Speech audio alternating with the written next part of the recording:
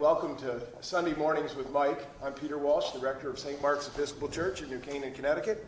Mike Handler, the Emergency Management Director for the town of New Canaan. As is our custom, I wonder if you might take a moment and bow your head. I'm going to pray from my tradition. I ask that you pray from your tradition. And if God is not part of your mix and matrix, perhaps you'll send your good energies to those in need. So let us pray. Keep watch, dear Lord, with those who work or watch or weep this morning. Give your angels charge over those who sleep. Tend the sick, Lord Christ. Give rest to the weary. Bless the dying. Soothe the suffering. Pity the afflicted. Shield the joyous. And all for your love's sake. Amen. So welcome back, Mike. Nice to see you, given that you are the only other people that I also see as real human beings with our home time. Once again, as I say every week, a lot has happened in the week. You might remember last week it had snowed on Friday night, what was to be Mayfair, and then now I'm showing up with a sunburn because I sat outside to do email yesterday and got caught. In addition, a lot's happened in the world here, but as I launch into a brief review, I'm going to ask everybody out there if you would like to ask Mike a question. Send it in now, and Jill, who processes all this, will get your question to Mike in just a little bit. So, in the news, cases in the U.S. are down. Sign of hope, of course. 2/3 of the states are moving toward reopening. 3% of the population has been tested. 20,000 new cases a day. 1,000 people die every day. Clearly the success has been around social distancing, and now nobody wants to social distance anymore. It's too boring. Now, secondly, the emotional life of a disaster. This is a chart that has been in play. If we were able to do that nicely, perhaps I would have brought it today.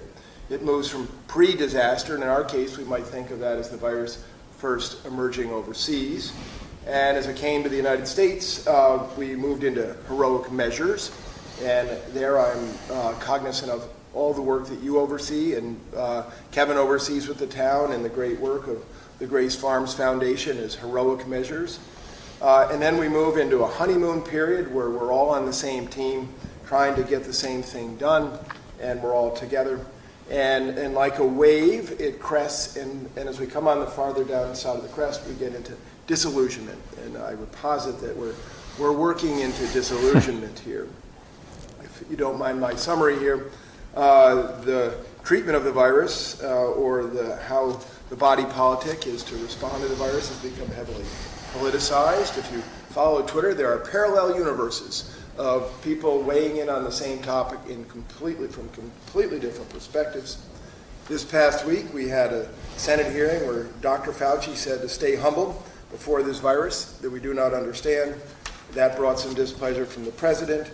Dr. Fauci once again named that we need to be careful about children. It's unclear about their immunity levels. There is this dangerous inflammatory syndrome that is rising that may have something to do with C-19. Schooling. Schools have, for the most part, been canceled for the rest of this year. We're trying to figure out graduations, and everybody's looking to the fall. Yale has told some of their professors that they're going to open that in a hybrid face-to-face, modified. If the class has over 15 people, you'll have to Zoom in. And Cal State, the largest state system in the country, has said virtual classes in the fall. In Harvard Medical School, people who study the disease are going to be virtual in the fall. We are booming and moving toward the reopening of our state, which so-called Phase 1, which sets in on Wednesday. State beaches to be open on Friday. We're looking to open businesses in New Canaan. That's retail, restaurant, and offices. Outdoor dining, required face masks, inside and outside. Barriers erected for dining, no parking fees. Love that, because I am always getting those parking tickets. And senior citizens are urged to stay home. Meanwhile, at the national level, we have Operation Warp Speed, really to be more comfortable with reopening the economy. We need 300 vaccines. The president wants them fast. 300 million. It's a long time to get a vaccine, right? You've already begun a system of testing our first responders and our government people. our nursing homes. There's been a shielded lawsuit in New York State. And Nils Lofgren, great guitarist for Bruce Springsteen's band, New Jersey man himself in certain parts. Actually, he really grew up in Washington, but plays for Bruce's band, gets honorary New Jersey status, Mike's from New Jersey, brings a lawsuit against a home. There's a great church lawsuit that I just loved. Our Lady of Sorrows Church on Spring Street in Orange, Connecticut has brought a movement against their local emergency management director, watch yourself, Mike, because this emergency management person closed the church and the 87-year-old pastor was displeased. And now, finally, to wrap it all up, let the good times roll. The masked versus the unmasked. This has become a thing in our world. We have armed militias with semi-automatic rifles opening a tattoo parlor in Texas. We have a member of our church driving home from Florida, stopping at a rest stop in Florida, he and his wife in their masks, and being verbally attacked for wearing masks. And then in our own town of New Canaan, we have the great and loving pastor of the Methodist Church. Eric is a good man, being attacked on South Avenue for not having a mask, and the police having to be called after this person continued. So with that simple introduction, take it away and make sense of it for us. It's nice to be here again. Excellent summary. I think your stages of a disaster are right on point. I think if you look back at our experience, probably 9/11 being one of the few exceptions, if you weren't one of the few responding to ground zero for the ensuing years after that disaster, life went on in a different way, but you were safe going about your daily business. It changed the way we fly, the way we travel, the way we think about traveling forever. Made things far more difficult, far more expensive, but yet we all kind of adapted. This is a little different that this is not like our traditional storm where the trees fall, you wake up the next day and you're relatively safe, provided you don't touch a down power line. You can go about your day. This is vastly different, and I think we've known that from the beginning. So we've taken a very active approach in terms of preparing for mental health challenges that we've seen and will continue to see for some time. So I don't think it can be said enough. As technically challenging as this virus is proving from a healthcare perspective, as technically challenging the equipment acquisition has been throughout this entire process, yours, mine, Jill's, our roles are really pretty basic.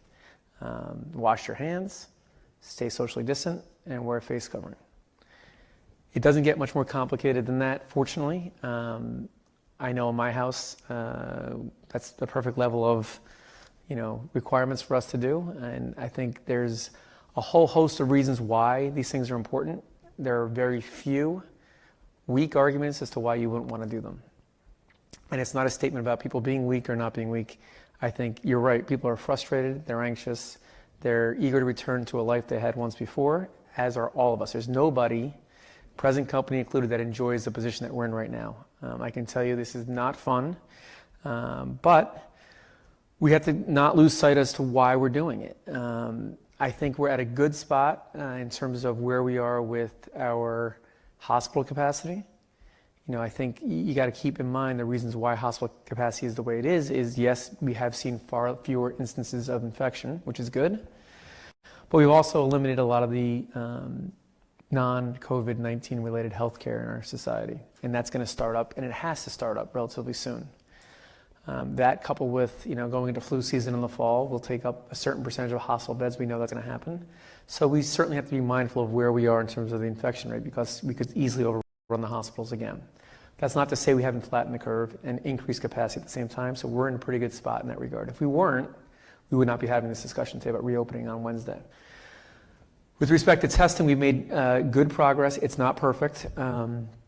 I think there's obviously a lot of discussion about the Abbott Labs ID Now testing that's in the public, and I think one of the challenges, I think we've said this before, one of the challenges in any health crisis, any crisis in particular, but health crisis specifically, is that we have a fairly rigorous process to get equipment and drugs tested to be efficient and effective and safe before they come out to the mass market.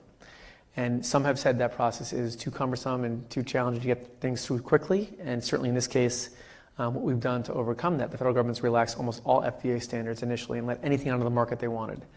And what we've learned is, first to market isn't always the best to market. And certainly at the very onset, there's tens, 50, under 100, number of tests that are out there that are proven to be totally unreliable. So from our perspective in the town, we've been very thoughtful about how we roll it out and not wanting to jump to do things that, sound good, check the box, we're doing it, but don't prove out to be bear any fruit. So we're close. We've learned the Abbott Labs test, a lot of the false negatives are coming as a result of the transport medium. So if you remember in town, we initially did testing where you'd get a nasal swab, they put it into a test medium, we'd transport it cold, ship it to California, they'd run the test there.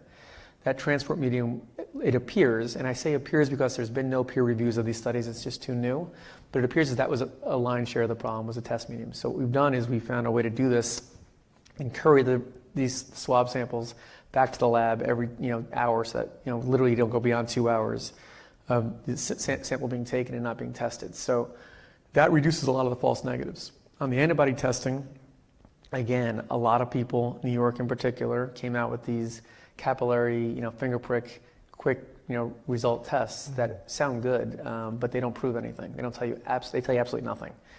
And the false rate, testing rate of those tests are enormous. So again, what little you get is matched with a 30% false positive or false negative rate, which is unreliable. What we're doing in town, and we've done it on Friday, we'll continue for a couple of days, is testing all of our first responders. And without this testing, and again, our hope is to open it up to the entire town. If they volunteer to come in, we'll test them. Our hope is to get a process that's efficient, where it takes a few minutes. I was tested on Friday, and our results will be back on Monday. And I think what that will allow us to do is two things. You're required to take a PCR test and an antibody test. I think everyone wants to know kind of where we are in terms of antibodies. So PCR is the diagnostic test. It tells you if you're actively infected right now. So a test for the viral load. And that's the test we've been doing throughout this entire process because antibody testing wasn't available. But the hope is that you'll come in, we'll see kind of what rate of antibodies are within the community. But we'll also be able to see if there's any active infections. And that is critical because, nobody wants to be left in self-isolation and quarantine any longer than we have to. And if we're going to roll out on May 20th with any success, we have to rely on the ability to contact trace. The problem with contact tracing is if we just let people go back to their normal days without testing, you can be symptomatic or asymptomatic and spreading the virus or shedding the virus for 3 to 5 days prior to actually developing symptoms. Right. And some may never develop symptoms. So those are the people that are the silent spreaders that really you have to be careful of. So by doing both tests, we will give our health department a chance to adequately isolate those who test positive from spreading it within the community. Without that, we'll open for maybe a month, and go right back to where we were before, because the infection rate will spread if we don't know who's actually carrying the virus. So again, our hope is to roll it out in the next couple weeks. Keep in mind also, antibodies don't get produced immediately. So it takes a period of time to produce antibodies in your body. So testing early is not going to be very effective. So my guess is in a week to 2 weeks, we'll be ready to start to test the public, and then we'll get a good baseline of where we are. Mm-hmm. And that's good. The mass debate, I don't really understand the debate, to be honest with you. Again, it's the least we can do to keep ourselves and our loved ones and someone else's loved ones safe and healthy. But even if you don't, that's not on the top of your mind, which is hard for me to imagine. If it isn't, do it for selfish reasons. If we continue to spread the virus with any kind of high rate of incidence, we're not going to be able to reopen parts of the economy that people want to see reopened. So the data is just going to be a month to month and a half lag. So if we go about our business, start having parties, not wearing masks, not socially distancing, there's no question the rate of infection is going to increase. And when it does, you'll leave decision makers in town no option but to keep restrictions on tighter for longer. And no one wants to do that. So again, I think the good news in all this is the vast majority, the overwhelming majority of the people in town get it, they appreciate it, they are respectful, and they're doing it all for the right reasons. There's some who don't get it, but are still doing it because they think it's the right thing to do. There's a very small vocal minority that I think in any aspect of government is going to voice their concern about us telling someone what they can and can't do. And that's unfortunate, and what I hope it doesn't lead to, and what I really would be saddened if it leads to, is citizens taking it upon themselves to interject and enforce guidelines on somebody else. I think the best we can do, I've said this as often as people will listen, is to lead by example. Wear your mask. If someone else does not wear a mask, just stay away from them. just walk on the other side of the street and keep going. But the idea here is people should be wearing masks in congested areas. I think I look back at I don't look at social media all that often. I know it's going to shock you, but I looked at a couple of the comments because people did, clip art them and send them to me, and I read them. And it's very few people that are really taking an issue with masks. And it prompted me to reread the message I put out last, because it never said the law said you had to wear a mask when you're in Waveney Park or on a trail. I was simply suggesting, as I have before, that you should have a mask around your neck. And if you're trying to break the 3-minute mile, I get it. Take your mask off and run. But if you come across people coming towards you, the polite thing to do is to pull your mask up and run by them and pull it back down again. It was never meant to be, an executive order. It was never meant to be a law. It was meant to be neighborly and polite. And I think First Selectman's message recently was that downtown, as we reopen, because of the congestion, is going to be very tough to navigate without wearing a mask, because you can't assure you'd be 6 feet apart from somebody. So again, reopening downtown is not a right, it's a luxury that we have right now, that we're going to try to do this in a very controlled manner. And if you look at what we're doing behind the scenes, what public safety is doing behind the scenes to try to make this as safe as possible, it's shocking that the least you could do is put a mask on, and it's too much to ask some people. So, we are going to great lengths to ensure that when we do this, we do it in a safe and measured way so that we can continue it and increase the freedoms that we can provide to get back to as normal society as we can. So the mask is the least of the issues. You think about a healthcare setting. Everybody that leaves the hospital is thanking their doctors profusely and thanking their healthcare professionals profusely for all they've done for them. But yet, why are they all wearing masks? Because they recognize the value of wearing a mask. And the way you can thank everybody, whether it's your government leaders, your first responders, your frontline essential workers working in grocery stores, whether it's the people that are procuring PPE for others, the way you thank everybody is by slowing down the spread of this virus. And the way you do that, again, is by washing your hands, wearing a mask, and staying socially distant. Yes, and beautifully said. I wonder if you might also say a word about so much of the work being done downtown to make sure everybody remains safe, to open up businesses. What about cordoning off sections in restaurants, out of restaurants, indoors, outdoors? So if you think about a restaurant, most restaurants, with limited exception, are close, intimate settings for a reason. That's why we went to the restaurants. So it's tough in this first phase to envision how you could have any indoor dining in a restaurant. And again, if you talk to people that own restaurants and operate restaurants, opening a restaurant at 10 or 20% capacity is not a viable long-term solution. It gets people back to work. I think it's a good thing to start to do, but they need to get back to opening. And the way you get back to opening, unfortunately, is to really eliminate the spread of the virus and develop vaccines and antivirals that are effective. So in the meantime, what we've done, I think the governor and the town has done a good job of facilitating as much outdoor space as we possibly can. We know that outdoors is far better than indoors in terms of allowing for greater density without higher rates of infection. So to the extent we can actually spread out on sidewalks and give people more outside space, the better we're going to be. Most of the work downtown is being done to facilitate as much capacity as is safe to still navigate with cars throughout the downtown. Yeah. Really interesting. Jill, do you want to start? We'd like to make sure we get everybody's questions answered, so I want to not delay on that. Can I start with a question? Yeah. I'd like to ask you your thoughts on this whole mask debate and what we can do differently to effectively communicate the value of why we want to wear a mask and how it's not meant to strip people away from their constitutional freedoms. It's not symbolic of something far greater. It's not incrementalizing ourselves towards doing something that we really don't want to do. It's really simple. It's just wear a simple mask. It's cheap. We gave them to you for free. So I don't really see the argument against it, but what am I missing? Oh, wow.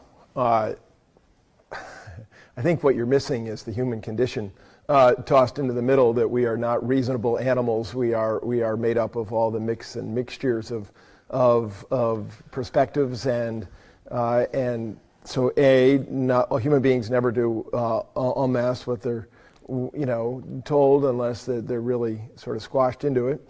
And I think that secondly that there are people feel great deep convictions about this. This mask has been tied to some deep convictions, and there's a lot of noise and conversation. Durham Business School in England did a beautiful thing about conflict once. It was not beautiful, but I thought really illustrative of how conflict grows, and it's the kind of mush cloud you get in a tornado, and it says the event goes here, and then it names the 8 levels of conflict, and then it gets to a certain point, and it's hard to unwind the cloud. And the question of the masks is a debate that has gotten into an area that is hard to unwind because people have taken sides, they've thrown money at it, it's being advertised on Facebook, and it's been energized. It's very hard to undo this. I would say that if you had to say one thing, you might just simply bring it down to the common good. It's for the common good. And the person who might be helped and saved by your mask is your mother.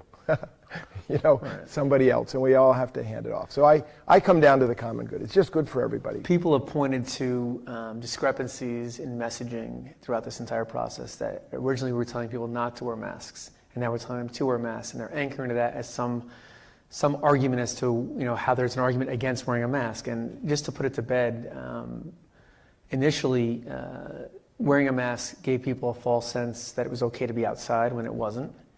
And most importantly, if you go back not that long ago, this is our 9th week of doing this, if that's right, somewhere in there. But if you go back, certainly from the very beginning up until 2-3 weeks ago, if 300 million people were buying surgical masks in order to go outside and play golf, there'd be no masks in the hospitals. So the real challenge early on was protecting the supply of PPE for those on the front line that needed it. So the argument isn't that it wasn't going to help you slow down the spread of the virus. It was really just to, maintain the supplies where they needed them the most.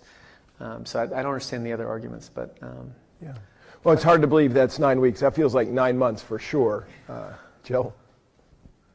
Absolutely. Good morning. So questions about the testing that you mentioned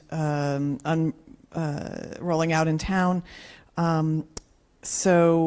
Especially by people who feel that they are a part of the New Canaan community but are not officially New Canaan residents, right? Who work, worship, shop, do everything in New Canaan but maybe live right over the line in an adjoining town.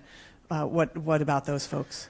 So this is a challenge that we faced early on in the PCR testing. And the reason why it's complicated is because we are making testing available to everybody in New Canaan. And when I say that, it means insured and uninsured. So to the extent that somebody's uninsured, we will pay for the test because I think it's important for community health that everyone get tested. And for the individual that needs to get tested, it's important for them also. So I think it's going to be a challenge for us to broaden that availability outside of New Canaan. Certainly something we can talk about, but we won't know the answer to that until we see what the demand is on testing. So we are prepared, and again, I think based on Friday's experience, we can probably do between 200 and 250 tests a day.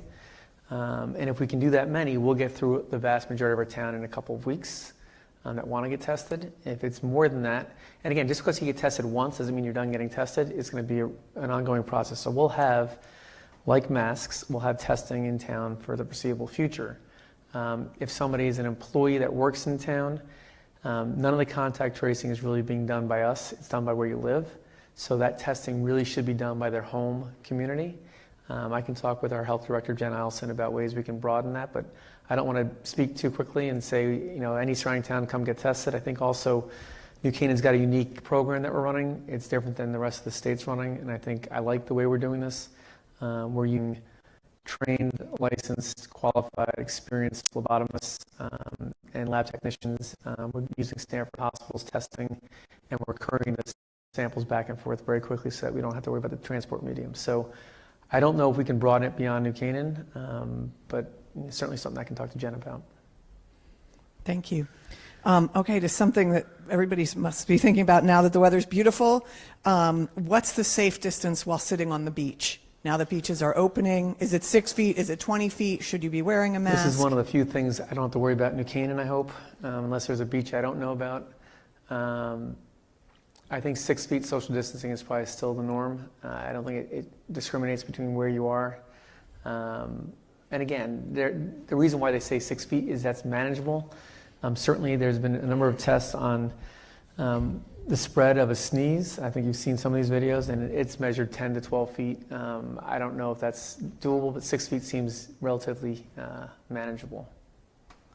And yes, it is nice out, and yes, people should be outside. No one's suggesting you got to be locked up while it's nice out, but just you got to keep the same thoughts in your mind as you're walking down the street. That just because it's nice out doesn't mean the virus has gone away. You have to still be mindful that someone coming towards you could be infected, and you want them to be wearing a mask, just like you could be infected. And I'm not suggesting that you're willfully looking to get people sick, but you don't know that you're sick.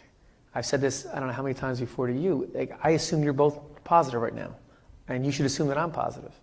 And there's risks that we're willing to take, and just because we want to walk past each other without pulling a mask up is not a risk that I personally am willing to take.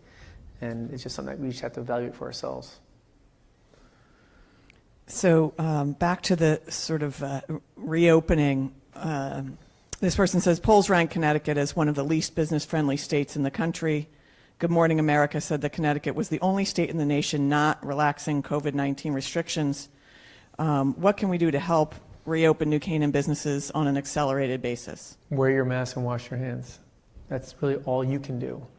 Everything else is just randomly taking a shot that you hope something's going to work out, and I don't think anybody's prepared for that in town.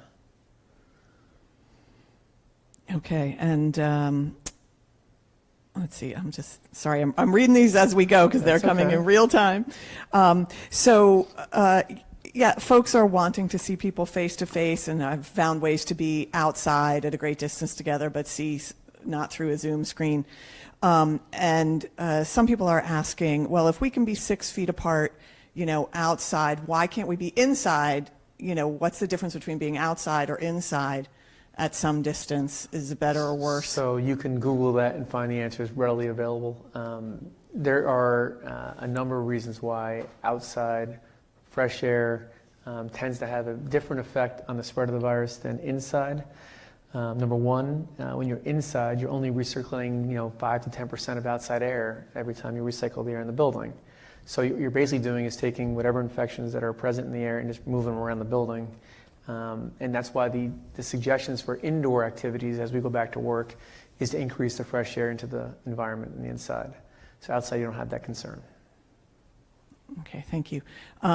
So a question, you've spoken a bit about the tests coming, and everybody's just trying to catch up in real time to make sure they understand what you said. Sure. So if you would just say, what are the tests that folks should be getting and when or at what frequency? And can you say how that might work? I know it's not all tied up yet, but yeah. what you're Sure. expecting. So we are working on a sign-up, online sign-up methodology where you can go on, fill out the very brief questionnaire, sign up, and then we will invite you to an appointment, by appointment only, to get tested. When you come in to get tested, it'll be a throat swab, not a nasal swab, and a full blood draw. So you'll sit, a phlebotomist will draw blood and send that to the lab for the antibody testing. It'll take about 5 minutes total. You'll be in and out, and then within 24 to 48 hours, we'll have those results back. Those results will go to your primary care physician.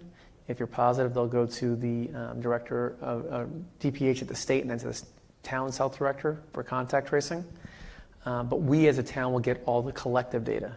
So we'll know what the total statistics are for PCR positive, diagnostic test positive, or antibody testing positive or negative. And the antibody testing that we're doing is not just positive or negative, we'll titer to see what level of antibodies you've produced in your body. So antibody testing that you should not be getting right now, any at-home testing for finger prick capillary tests is useless. If it shows that you're positive, it doesn't tell you if you have neutralizing antibodies and to what level you have. So knowing what kind of immunity you're going to have is really what matters here. And again, keep in mind, we're ahead of the World Health Organization and the medical community because we don't know if you have a high titer of antibodies that you're actually going to have any effective immunity. It's suspected highly that you will, but we can't wait for that information to come out. We've got to figure out it's no different than the vaccine, right? If you wait to get the viable vaccine, someone says, aha, we've got the secret recipe to start making up the syringes to inoculate 300 million people, it'll take you another year. So they're working on the means and methods to inoculate 300 million people before they even had the actual vaccine available. So same thing with testing. We're going to get the data so that at some point someone says if you have a high titer of neutralizing antibodies, then you're good for 6 months. or a year, or maybe a lifetime. Some viruses we have different levels of immunity to. So again, I would not do the home testing. There's a lot of people making a lot of money selling home testing that doesn't really tell you much. Think about a throat culture, right? The rapid throat cultures are pretty good. They've been around for a while, but you still wait for the lab results to confirm it. It was go off of you might start a run of antibiotics waiting for the cultures to come out, but you're not going to sort of treat it solely based on a rapid test. So again, a lot of controversy over the testing, and I mentioned before, is only because the FDA just turned off the entire monitoring system and pre-screening system of what works and doesn't work.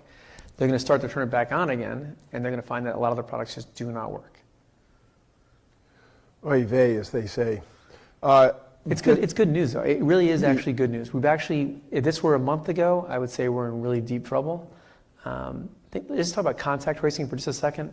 Right now, it's easy for us to tell who we've been with because I know I've been with you, and I was with a phlebotomist to get my blood drawn on Friday, and that's the only person I've been with in a while. So that's easy to contact trace. I can go back 3 or 4 days right now and tell you exactly who I've been in direct contact with because it's been very few people. Once we get to the May 20th and restaurants open outside, businesses open, people go back to work in some limited capacity, that capability of contact tracing becomes a little bit more difficult. And again, it's not just the last 24 hours we're worrying about. It's 3 to 5 days. So think about, once you get back into society in some limited fashion, being able to go back and tell where you've been. So employers, part of the state's guidelines on offices reopening is that they're requiring employers to maintain a daily log of who's interacting in the office space. So they're limiting capacity of any meetings to 5 people. And, in my office, we'll have no meetings. We'll do it all electronically. But if you have to have meetings face-to-face for whatever reason, and some businesses I get that's necessary, they need you to keep a log because if, Jen or our team of contact tracers calls you tomorrow and says, hey, we got your results back, you're PCR positive, meaning you have an active viral load, who you've been in touch with the last 5 days, because those people will need to isolate also. So it really is a very, think about New York City, right? This is a complicated mess in New Canaan with 20,000 people. Imagine what's going on in big cities. It becomes very, very complicated very quickly. New Canaan is doing contact tracing differently. We're using an incredible resource that we have in town in our school nurses.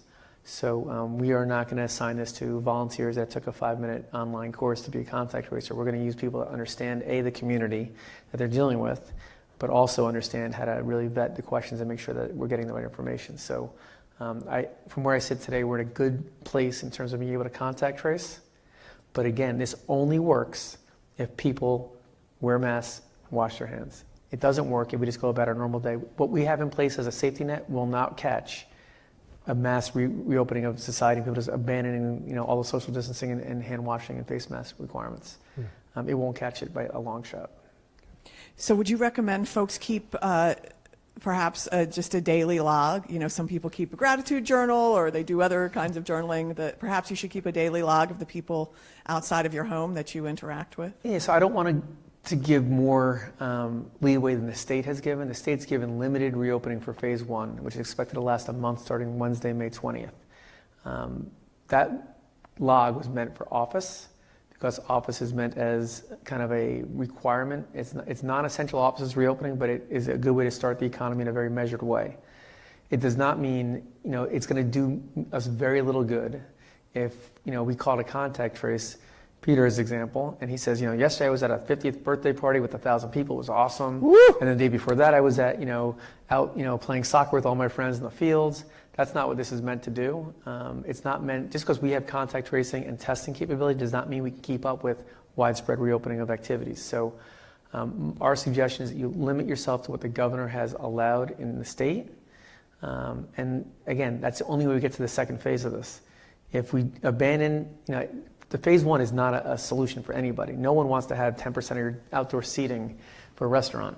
If you want to get back to the movies, if you want to get back to doing things with your friends and having parties again, then you got to kind of take it slow and let us keep track of what the infection rates are so we can actually monitor it. If we can't, then the knee-jerk reaction is going to be to shut everything back down again. So as the governor lays out phase 1, phase 2, and then potential phase 3s, just a word about that. So in particular, social gathering. So the governor has talked about 50% occupancy, outdoor more than indoor.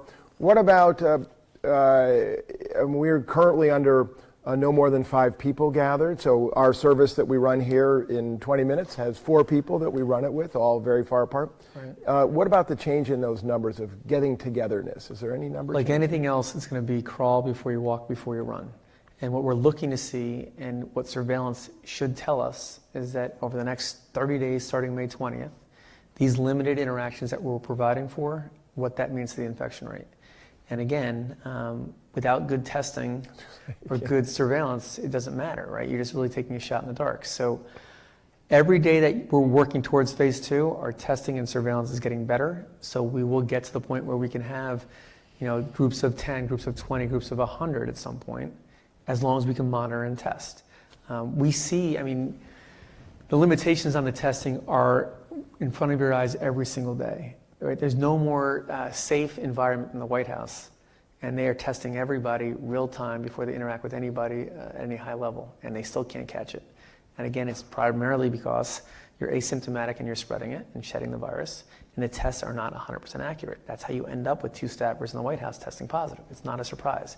No one should think that is like the gold standard of how they're handling their population. We're going to be some derivative below that.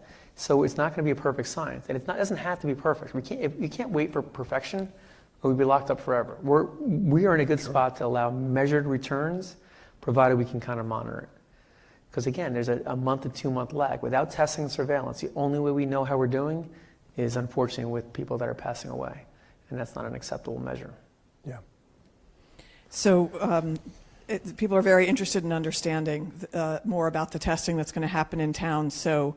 I'll give you a couple questions in a row about that. One, why throat and not nasal pharyngeal? Where do you expect the testing to take place? And will it be made available for kids if the parents consent? Okay, so right now the testing is for ages 10 and above. Certainly if we test the 10 and above population in a household and we get results that warrant testing someone younger, we can certainly find ways to do that, or we can just treat as if they are positive. So in my house, we went and we're testing first responders and their spouses and people in their households that they're sheltering with. We didn't test the kids over 12, over 10 because we have a 12-year-old, because if I'm positive, my wife's positive, we know she's going to be positive. We're with them all the time. There's no way a virus that spreads this quickly would be in 2 of us in our house. And not to say that my wife and I haven't thought about the idea that we're both positive and have to quarantine from our kids, what happens, and vice versa. I'm not going to say it was all nervousness. Some of it was kind of joyful. But end of the day, I think we're going to have to assume that the kids are also positive and have the same results as the adults. Where we're doing it, we're not going to disclose yet because we're waiting to see what the capacity is. So we'll put all that information out as soon as we have it. Great. And why the throat and not the nasal? So they found nasopharyngeal swabbing, number 1, is not pleasant. Number 2, it's no more effective than the throat. So people are used to getting a throat culture. We think it'll be more readily adopted by people. I can tell you it's far less discomfort. Okay, and so now back to the how we can help with contact tracing by keeping track of our movements. A lot of people are using the How You Feel app. You're right. And at some point it asks who you've been in contact with or how many people. So, if I put on my mask and I go grocery shopping at the Stop and Shop, have I been in contact with those people? How do I characterize that? Good question. So the easiest way to contact trace is by the use of technology. I'm not the least bit of the mindset that we're going to have the tolerance to allow our technology to do the contact tracing for us. So we've got to find alternate ways of doing it. But in countries where that's not an issue, that is by far the easiest way to do the tracing. I think you're not exposed, I can tell you from a healthcare perspective, it's not considered an exposure from a first responder if they're wearing the proper PPE or they're keeping safe social distance. So a police officer that comes in contact with you and stays 6 feet apart to question you, wearing a mask and washing their hands, it's not determined to be an exposure. An EMT that shows up at your home on a 911 call, if they're wearing face protection, eye protection, a mask, gloves, and a gown, You can be COVID positive. It's not truly an exposure because they've worn their equipment properly. If you are wearing a mask and the other person's wearing a mask and you pass within 6 feet of each other, it would not necessarily be considered an exposure unless you're unmasked. So it's important for people to understand that the mask can limit a lot of the constraints that you're afraid of in the first place. It could limit your need to have to quarantine for 14 days. And I'll tell you, this whole lawyers looking at what a lot of lawyers today are defining and researching the word shall and recommend and should as evidence that you don't have to do it because the government said you should wear a mask. There's a lot better things you can do with your time than trying to research what the word should or shall means. At the end of the day, you're either going to wear a mask or you're not. And is there enforcement? I've said this from the very beginning. We can't enforce anything in this town with real great success when it's widespread across the entire population. We can only lead by example. So we don't want to see people arrested. We see this in New York City and other places in the country, and it's tragic. I mean, it really is unbelievable. This is what it's coming to. And it's going to take this to a level that it has no reason to get to. Again, what should govern the day is doing the right thing, and I'm confident that most want to do the right thing. And I'll tell you something else that's interesting. A lot of parents are using their kids as an excuse and saying, well, I can't make my kid wear a mask. Kids are not going to be the problem. Kids will be the earliest adopters of this whole process. The parents need to require the kids to wear a mask to go out, and if they don't go out. And that becomes a very simple solution. I think, my kids, my little ones, want to wear a mask because they see mommy and daddy wearing a mask. So I don't think the modeling of the behavior is going to be that big of a challenge as people make it to be. Yeah. Well, thank you. Since I want to stay on kids here for a moment. High school graduations. Yes. A word about that?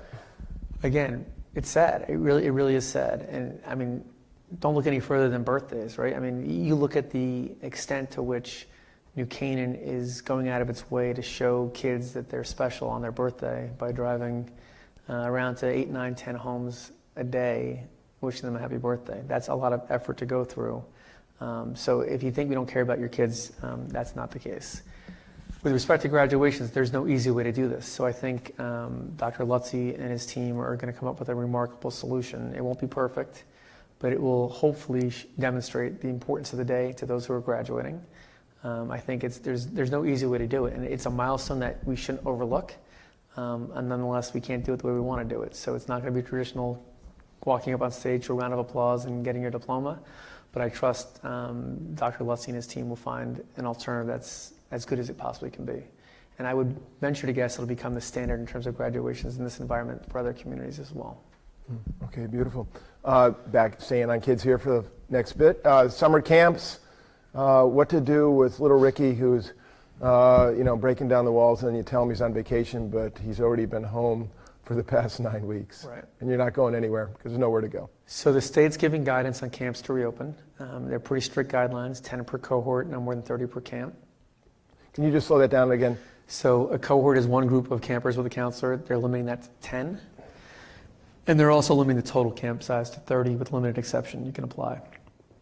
I think camps are, in some respects, essential because people need to be able to work and essential workers need a place for their kids to go. I get that. I think every parent has to make a decision whether or not it's an acceptable level of risk to take. I can only speak for ourselves. We're not going to be putting our kids in camp this summer. It's unfortunate because they love camp and they're looking forward to going back. But to Sarah and I, it's just not worth the exposure risk to put kids in camp and then have them come back to the home. Because again, we care about our loved ones and we care about your loved ones. So we're just going to make a decision that we'll keep them home for the months. And again, that comes with a lot of stress and anxiety, but it also, if you can manage, take advantage of the fact that this is time with your kids you wouldn't otherwise have. So sometimes easier said than done. Yeah, staying on the kids, we've talked about the beach. Some people in New Canaan have swimming pools. I know in churches, many churches have what we call holy water upon entry, and took away all the holy water. What about the holy pool? Kids in a pool. Yeah, so right now there's no guidance in the state on when we can open pools. It may come around certainly as the weather gets nicer, it'll become a bigger issue. I don't think the problem is necessarily in the pool. It's the gathering around a pool and getting out of the pool that becomes the issue. So changing rooms, bathrooms, those are the areas that are really difficult. outdoor dining is really not that big an issue. If you can manage the spread from the servers and the food preparers, which I think we're doing a pretty good job protecting them, you got to think about bathrooms and confined spaces. So, fitness centers are the same way. Fitness centers in a residential building are easier to open with limited capacity and good cleaning because you don't have to take a shower in that building. But fitness centers in an office, you need to actually have a place to change and shower, and that's where those limitations come into play. So I would imagine we'll get guidance here in another couple of weeks as to what's going to happen for June, but right now pools are not on the list of appropriate Well, you take an organization like the New Canaan Y, which I am life devoted to, love that place. I understand has 10,000 members, has an incredible pool, and little kids daycare, old man hoops. I mean, it's got it all, and obviously going to be a whole brave new world for them when they go to try to figure out how to reopen. There's no business that's been untouched by this. I think for the reasons you just described, that's why that becomes a very difficult business to get open in a large way. Yeah. Well, I tell you, we all are grateful to you and to your team and to everybody out there who's doing the best they can do. This is most assuredly the triathlon that is before us, but no question that taking care of yourself makes a big deal and helps you to take care of others too. We love our kids, and we're about to have Youth Sunday here at the church. Our homily, 5 minutes and 33 seconds by Lila Dan is irresistible, done from her backyard down the street here.